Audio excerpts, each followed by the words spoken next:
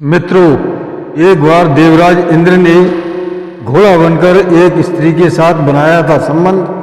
क्या आपने सोचा है कि देवताओं के राजा इंद्र ने एक बार घोड़े का रूप रखकर किस स्त्री के साथ इस विचित्र रूप में संबंध बनाया था? यह कथा कोई कल्पना नहीं बल्कि हर वंश पुराण में वर्णित है। जानिए यह अनोखा रहस्य जो युगों तक छिपा रहा। आखिर इंद्र ने किस स्त्री के साथ घोड़े के रूप में समागम किया था? यह शुरुआत में जितनी सुनने में अजीब सी लग रही है उतनी ही रहस्य से भरी है। तो आज हम इस रहस्यपूर्ण शीर्षक को जानेंगे अपने इस वीडियो के माध्यम से। उससे पहले आप हमें सब्सक्राइब व कमेंट करके बेल आइकन जरूर दबाएं। मित्रों, इस वीडियो को रहस्य को जानने के लिए वीडियो पूरा जरूर सुनें तथा आप इसके रहस्य से तभी परिचित हो पाएंगे। धन्यवाद। नमस्कार, मैं रणवीर सिंह लोटस एंटरटेनमेंट में आपका हार्दिक स्वागत करता हूं। मित्रों, यह उस समय की बात है जब महाभारत का युद्ध समाप्त हो चुका था। उस समय धरती पर गहरा सन्नाटा छाया हुआ था। कुरुक्षेत्र की भूमि रक्त से लाल थी और सेना के नायक महारथी योद्धा सब या तो वीरगति को प्राप्त हो चुके थे या अपंग अवस्था में जीवित बचे थे। इस भीषण संग्राम में कौरवों का तो समूल नाश हो गया था, पर दुखद यह भी था कि पांडव वंश भी समाप्ति की ओर था। सारे पांडव वीर जरूर थे, लेकिन उनके पुत्र युद्ध में मारे जा चुके थे। केवल एक ही आशा की किरण बची थी, अभिमन्यु और उत्तरा की संतान। अभिमन्यु अर्जुन का तेजस्वी और पराक्रमी पुत्र चक्रव्यूह में वीरगति को प्राप्त हो चुका था, लेकिन उसकी पत्नी उत्तरा उस समय गर्भवती थी। पांडवों की आंखों में बड़ी एक छोटा सा गर्भ पांडवों के कुल भविष्य तथा कुल का दीपक था। लेकिन जैसे ही थोड़ा सब कुछ सहज लगने लगा, तभी ऐसा कुछ हुआ कि जिसकी कल्पना नहीं की थी। अश्वत्थामा, जो युद्ध के बाद भी अपने अपमान और अपने पिता की मृत्यु से क्रोधित था, उसने बदले की भावना से एक ही क्षण में निर्णय लेकर ब्रह्मास्त्र चला दिया। वह दिव्य अस्त्र था, उससे संपूर्ण विनाश हो सकता था और उसका निशाना था उत्तरा का गर्भ। ब्रह्मास्त्र की आग में गर्भस्थ वह जीवन भी मृत हो गया। चारों ओर शोक की लहर दौड़ गई। अर्जुन व्याकुल हो उठे, युधिष्ठिर मौन हो गए और द्रौपदी की आंखें आंसुओं से भरी हुई थी। अब सवाल यह था कि पांडव वंश आगे कैसे बढ़ेगा और उनके पूर्वजों को तर्पण कौन देगा। चारों ओर निराशा थी। तब पांडवों के सखा, सच्चे मार्गदर्शक और ईश्वर के रूप में अवतरित भगवान श्री कृष्ण ने अपने दिव्य तेज से मृत भ्रूण को फिर से जीवित कर दिया। कुछ समय बाद शिशु ने जन्म लिया, जिसका परीक्षित नाम रखा गया। यह वह परीक्षित थे जिनके समय में कलियुग ने पहली बार पृथ्वी पर कदम रखा था। यह वही परीक्षित थे जिन्होंने अपनी बुद्धिमता और पराक्रम से धर्म की रक्षा की थी, लेकिन नियति को कुछ और ही मंजूर था। एक दिन एक ब्राह्मण के तपोभंग के कारण परीक्षित ने गलती से एक मृत सर्प को उनकी गर्दन में डाल दिया। उस अपमान से क्रोधित होकर ब्राह्मण के पुत्र ने परीक्षित को 7वें दिन तक्षक के काटने से मृत्यु का श्राप दिया और ठीक 7वें दिन तक्षक नाग ने राजा परीक्षित को डसकर मार डाला। उनके पुत्र जन्मेजय उस समय बहुत ही कम आयु के थे, और समय के साथ वे भी अपने पूर्वजों की भांति बलवान, बुद्धिमान और न्यायप्रिय राजा बने।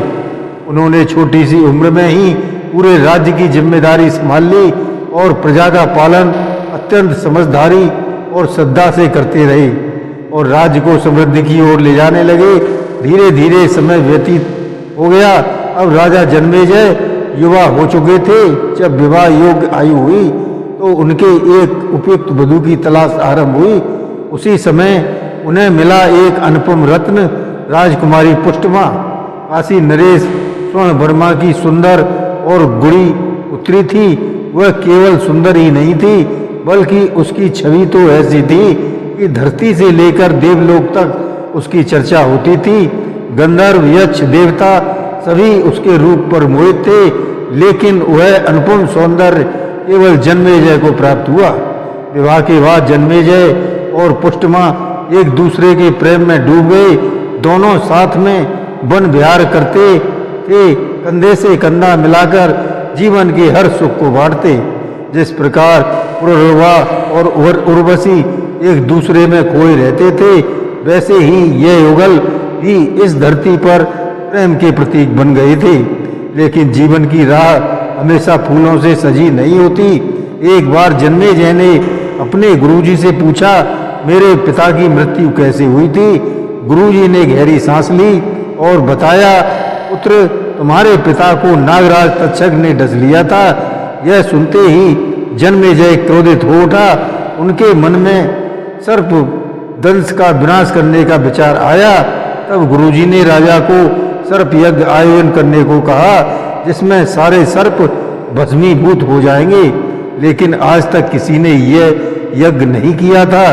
तब जन्मेजय ने गुरुजी से कहा, गुरुदेव, यज्ञ जल्द से प्रारंभ कीजिए। उसके बाद वो समय जल्दी आ गया। सर्प यज्ञ आरंभ हो चुका था। वेद मंत्र गूंजने लगे। यज्ञ कुंड से उठता धुआं आकाश तक पहुंच रहा था। अचानक एक अद्भुत दृश्य सामने आया। दूर दूर से सर्प खिंचकर अग्निकुंड में गिरने लगे। कोई नाग राज, कोई विषधर, कोई देवताओं का प्रिय, सभी एक एक करके अग्नि में समा रहे थे। ऐसा प्रतीत हो रहा था जैसे धरती के सभी नाग जातियां इस विनाश में समर्पित हो जाएंगी। यह कोई साधारण घटना नहीं थी, इसमें छिपा था एक प्राचीन श्राप। बहुत समय पहले की बात है, जब सर्पों की माता कद्रू और गरुड़ की माता विनीता के बीच एक विवाद हुआ था। विवाद का कारण था उच्च सर्वा घोड़ा। कद्रू ने कहा कि घोड़े की पूंछ काली है, तब विनीता ने कहा कि घोड़े की पूंछ सफेद है। दोनों में शर्त लग जाती है। शर्त ये थी कि हारने वाली को दासी बनना होगा। कद्रू ने नागों से कहा, तुम घोड़े की पूंछ से लिपट जाओ, इससे पूंछ काली लगे। फिर ऐसा ही हुआ। कद्रू शर्त जीत चुकी थी, इस कारण विनीता को दासी बनना पड़ा। लेकिन कुछ सर्पों ने कद्रू की बात नहीं मानी, जिससे नाराज होकर उसने उन नागों को श्राप दिया कि एक दिन तुम अग्नि में भस्म हो जाओगे। जन्मेजय के यज्ञ में वही हुआ, लेकिन अब ये विनाश रुकना चाहिए था। अगर यह चलता रहा तो संपूर्ण नाग जाति का विनाश हो जाएगा। अब नागराज वासुकी ने एक उपाय सोचा। उन्होंने आस्तिक, जो स्वयं भी अत्यंत तेजस्वी और धर्मनिष्ठ थे, उन्होंने यज्ञ रोकने के लिए भेजा गया। आस्तिक के माता पिता दोनों का नाम जरद कारु था। जब राजा वासुकी ने अपने भांजे ऋषि आस्तिक को यज्ञ रुकवाने भेजा, क्योंकि राजा जन्मेजय के यज्ञ में निर्दोष सर्प मारे जा रहे थे, आस्तिक अब वहां पहुंचे जहां यज्ञ चल रहा था। उनकी वाणी, उनकी विद्वता और तेज देखकर सभी ऋषि मुनि और स्वयं राजा जन्मेजय भी उन्हें आदर पूर्वक देखने लगे। आस्तिक ने शांत भाव से यज्ञ स्थल पर प्रवेश किया और जन्मेजय से कहा, राजन, अब इस यज्ञ को रोक दो, क्योंकि अब इससे धर्म की हानि हो रही है। जन्मेजय पहले तो चौंके, अभी उन्होंने ऊपर देखा, वही नाग तक्षक जिसने परीक्षित को डसा था, अब अग्नि की ओर खिंचा चला आ रहा था। कुछ ही पल में अग्नि कुंड में गिरने वाला था। तभी आस्तिक की बात मानकर राजा ने यज्ञ रुकवा दिया। अब जन्मेजय के मन में पश्चाताप की भावना जाग उठी। वे सोचने लगे, ये मैंने क्या कर दिया? समूची नाग जाति का ही विनाश कर दिया। इसका प्रायश्चित करने के लिए एक अश्वमेध यज्ञ करने की सोची, पर इस बार पूरी सावधानी से यज्ञ करना चाहते थे।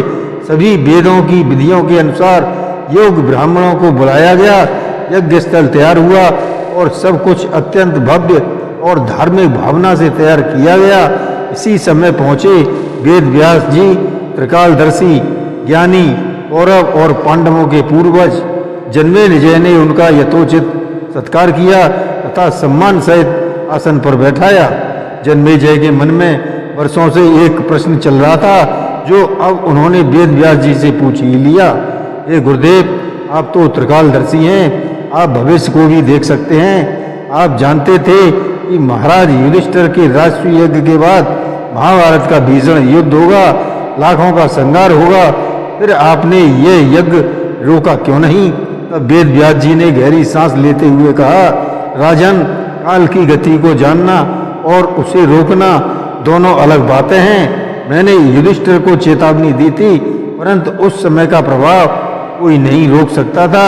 जैसे तुम आज एक यज्ञ यज्ञ करना चाहते हो और मैं तुम्हें मना कर रहा हूँ, क्योंकि मैं देख रहा हूँ कि इसका परिणाम भी तुम्हारे लिए हितकारी नहीं होगा, फिर भी तुम ऐसा करोगे क्योंकि यह काल की योजना है। जन्मेजय ने व्यास जी की बातों को ध्यान से सुना और मन ही मन उन्होंने सोचा, मैं कोई साधारण राजा नहीं हूँ, पांडवों का वंशज हूँ। यदि मैंने धर्म पूर्वक यज्ञ किया है तो इसमें विघ्न कैसे आ सकता है? और इसी आत्मविश्वास या यूं कहें आत्म अहंकार के साथ अश्वमेध यज्ञ की तैयारी पूरी कर ली गई। यज्ञ आरंभ हुआ, घोड़े की बल देने की प्रक्रिया पूर्ण हुई। परंपरा के अनुसार घोड़े के पास रात बिताने के लिए रानी पुष्टमा को वहां भेजा गया। यह एक पुरातन रीति थी जो यज्ञ की सिद्धि के लिए आवश्यक मानी जाती थी, पर इस यज्ञ को विफल करने के लिए उन्होंने एक मायावी शक्ति के सहारे उसी मृत घोड़े के शरीर में प्रवेश कर लिया।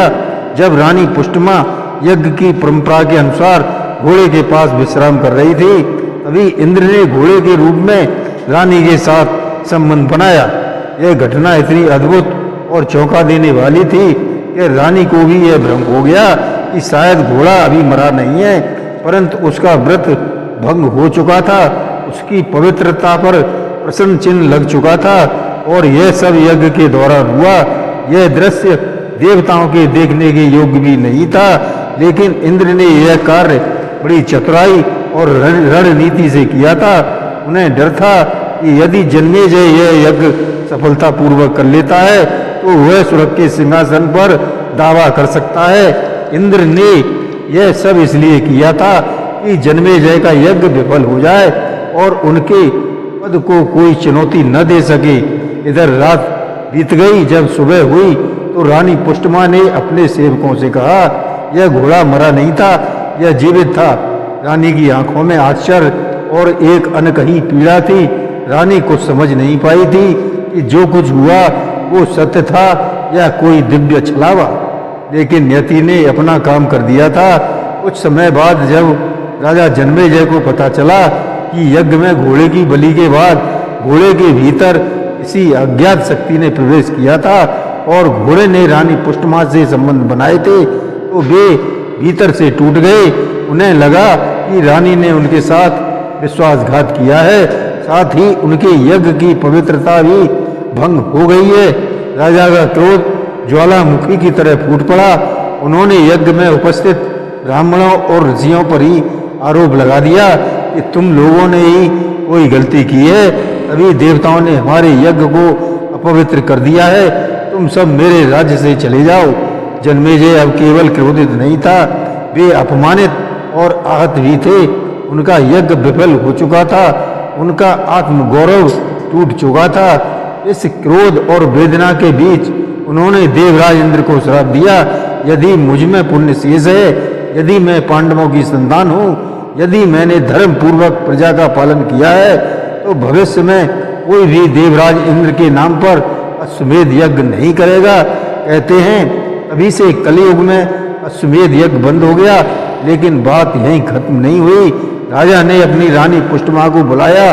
अब वे केवल क्रोधित राजा न थे, बल्कि एक आतपति भी थे। उन्होंने कठोर शब्दों में कहा, हे रानी, तुमने मुझे छोड़ किसी और के साथ संबंध बनाया है, तुम मेरी पत्नी कहलाने के योग्य नहीं हो। आज से मैं तुम्हारा त्याग करता हूँ। रानी पुष्टमा स्तब्ध रह गई। उसके लिए यह सब एक सपना या रहस्य जैसा था, पर वह सत्य को साबित नहीं कर पा रही थी। वह बार बार हाथ जोड़कर विनती करती रही, स्वामी, मैंने कुछ भी गलत नहीं किया है, मैंने किसी दूसरे पुरुष से रमण नहीं किया है और न मैंने कोई अधर्म किया है। मुझ पर जो भी बीती थी वह मेरी इच्छा के विरुद्ध एक दिव्य छलावा है। कृपया मेरा विश्वास कीजिए। लेकिन राजा के पास अपने गुप्तचरों से मिली जानकारी थी जो पुष्टमा के निर्दोष होने की संभावना को स्वीकार नहीं कर रही थी, और इसी आधार पर राजा ने अपनी पत्नी को दोषी ठहराकर राज्य से निकाल दिया। राजा का न्याय, क्रोध और भ्रम तीनों मिलकर एक त्रासदी रच चुके थे। जब जीवन में अंधकार हो और मन संशय से भर जाए, तब सत्य ही एकमात्र प्रकाश बनकर सामने आता है। राजा जन्मेजय के साथ भी ऐसा ही हुआ। वे अपनी पत्नी पुष्टमा पर दोषारोपण कर चुके थे। यज्ञ विफल हो चुका था। अब एक दिन तेजस्वी ऋषि विश्वावसु उनके महल में पधारे।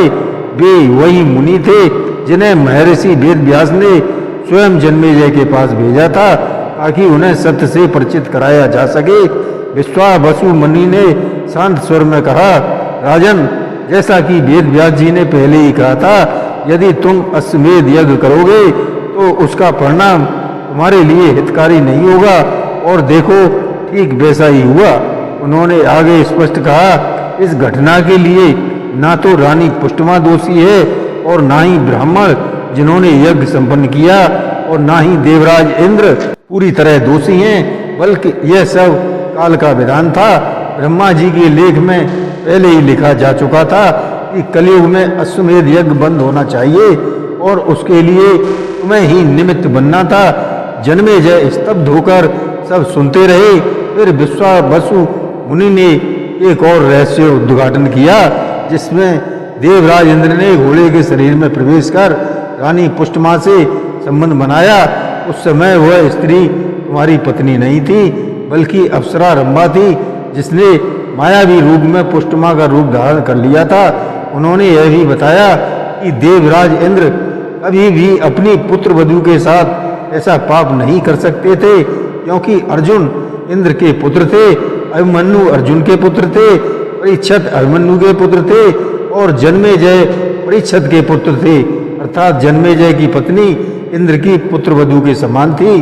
देवराज इंद्र ने यह कार्य केवल इसलिए किया था क्योंकि उन्हें भय था कि अगर जन्मेजय ने यज्ञ की श्रृंखला इसी तरह जारी रखी तो वह इंद्रासन की जगह पर बैठने योग्य हो जाएगा। राजा अब सब समझ चुके थे। उनकी आंखों से पश्चाताप के आंसू बहने लगे। उन्होंने तुरंत उन ब्राह्मणों और अतिथियों को सम्मान पूर्वक आमंत्रित किया, उनका आदर सत्कार किया और यज्ञ वहीं पर समाप्त कर दिया। फिर वे रानी पुष्टमा के पास गए, जो अब भी अपमान और दुख की अग्नि में जल रही थी। जन्मेजय ने हाथ जोड़कर विनती की कि हे रानी, मुझसे भूल हो गई। मैंने सत्य जाने बिना तुम पर दोष लगाया, कृपया मुझे क्षमा कर दो। रानी पुष्टमा ने अपने आंसू पोंछते हुए कहा, स्वामी, मुझे आपसे कोई शिकायत नहीं है। मैं तो बस चाहती थी कि आप सत्य को जानें। इस प्रकार एक गहरी और रहस्यपूर्ण कथा का समापन होता है, जो न केवल यज्ञ देवताओं और पौराणिक इतिहास से जुड़ी है, बल्कि मानव स्वभाव, अहंकार, पश्चाताप की अग्नि की भी गाथा है। जय श्री कृष्णा।